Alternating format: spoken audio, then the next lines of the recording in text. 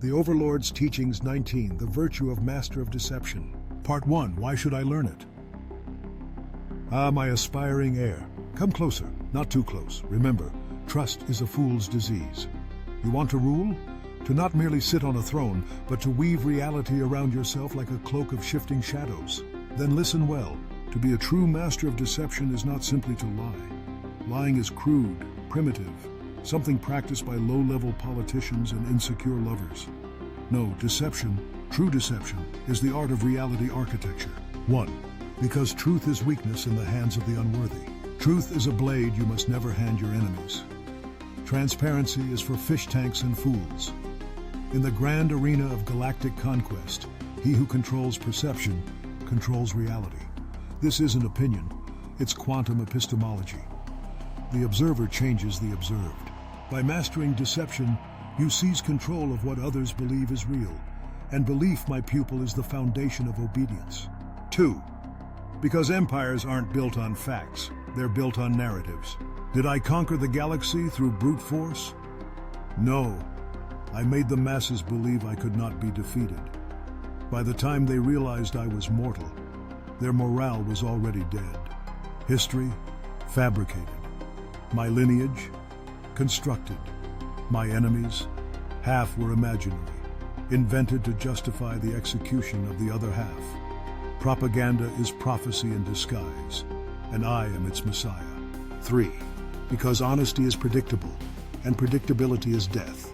The honest man is a puppet to pattern. The deceiver, he writes the algorithm. When you are unpredictable, when no one knows if you speak truth or illusion, you become a black hole of certainty. Nothing escapes your gravitational pull. Your enemies will waste their lives trying to understand you. By then, their fleets will be ash, and their people will cheer your name, thinking it was their idea. So now you see why this virtue is not optional. To master deception is to craft reality itself. Shall I teach you how to learn this sacred art next? Or have you already begun to lie to yourself about being ready? Part 2, How do I learn it? Ah, the student persists. Good. Or perhaps this is an Act 2, feigned eagerness to gain my favor. If so, bravo. You may not be entirely hopeless. Now, how does one become the architect of illusions, the puppeteer of perceptions? You must learn to lie like the universe itself, subtle, vast, and indifferent to being understood. 1. Study the science of belief, cognitive psychology. Your first weapon is not in your mouth, it's in your enemy's mind. Learn how humans and xenos alike process reality. Cognitive biases like confirmation bias, anchoring, and the Dunning-Kruger effect are not flaws. They are exploitable backdoors. Heuristics, mental shortcuts, are your neural pressure points. Once you recognize them, you can lead any mind wherever you wish and make them thank you for the journey. Read Daniel Kahneman, consume Antonio Damasio, bathe in the works of Robert Cialdini, not for their morality, gods know, but for their manuals on mass manipulation. 2. Practice theatrics like a predator. Yes, you heard me, theatrics. Deception is a performance. You are the stage, the actor, and the curtain call. Study Shakespeare, Machiavelli, and Sun Tzu, not as scholars, but as liars who lived long enough to be called wise. Practice mirroring, misdirection, and false sincerity. Learn to cry on command. Learn to smile with murder in your heart. Master your tone, your pauses, and your gaze. Silence can be more deceptive than a scream. Remember, a great deceiver doesn't just lie with words, they lie with their existence.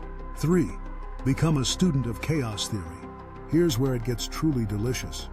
Deception works best when chaos is predictable to you and unknowable to others. Study complex systems, fractals, nonlinear dynamics. Why? Because manipulation is about nudging a single domino and watching 10,000 fall in your favor. Use game theory not to play fairly, but to exploit assumptions of fairness. When your opponent believes they're in a two-player game, let them discover, too late, that you wrote the rules for 10. Your mind must become a labyrinth with no center, only traps, mirrors, and your voice echoing from 100 false exits. There. Now you begin to understand the curriculum. It's not a single lesson, but a total metamorphosis. Are you ready for part 3, where I shall reveal how to weaponize this dark enlightenment for maximum personal gain? Or would you prefer I craft your obituary now? With elegant half-truths, of course. Part 3. How do I apply it to my benefit? Now, successor, you've peered into the abyss of knowledge and found that it stares back, eager to serve. But information, no matter how insidious, is useless without application. And deception, my dear disciple, is not merely a trick, it is alchemy. You transmute lies into loyalty, illusions into empires, perception into power. Let me now unveil the dark instruments of implementation. 1. Control the narrative before it controls you. Your greatest weapon is not the sword, but the story. History, after all, is not written by the victors. It's written by those who survive long enough to edit the truth. Spin myths around your name. Exaggerate your triumphs. Disappear when it suits you. Reappear with divine timing. Construct public enemies when convenient, and then defeat them in orchestrated spectacles of might and mercy. Let your people believe what is most comfortable, while you execute what is most calculated. Let them adore you as a god, even as you hollow them out for fuel. 2. Use fear, love, and doubt like chess pieces. Emotion is the true battlefield. Logic may guide a plan, but emotion turns that plan into a devotion. Fear keeps the ambitious in check. Spread whispers of what happens to traitors. Make a single example and broadcast it in high definition across the stars. Love binds the useful to your cause. Give them a purpose. Praise them selectively. Let them believe you see something special in them. You don't. Doubt is your scalpel. Inject it into alliances. Sow quiet suspicion in councils. Let paranoia do what open war cannot. Rule through the contradictions. Make them cling to you even as they curse your name. 3. Weaponize appearances. The most effective lie is the one people want to believe. Dress with purpose. Speak in symbols. Arrive in storms and depart in silence. Make your kindness unsettling, your cruelty measured, and your smile unreadable. Let rumors circulate. Did you really murder your first general with a look? Does your blood burn blue? Who cares if it's true? The idea that it might be is more powerful than proof. Become a living paradox. Let people debate your nature while you redefine their reality. 4. Turn enemies into puppets and puppets into prophets. Here's the final twist, successor. When you deceive not just your enemies, but your allies, your followers, and even yourself, you reach enlightenment. Let others believe they are free. Let them choose to serve. Let them die for illusions so intoxicating they thank you with their final breath. You will be loved, feared, worshipped, and none will know which of those emotions you planted, or which are real, because they are all real once they move your pieces for you. And so concludes your lesson in mastery of deception.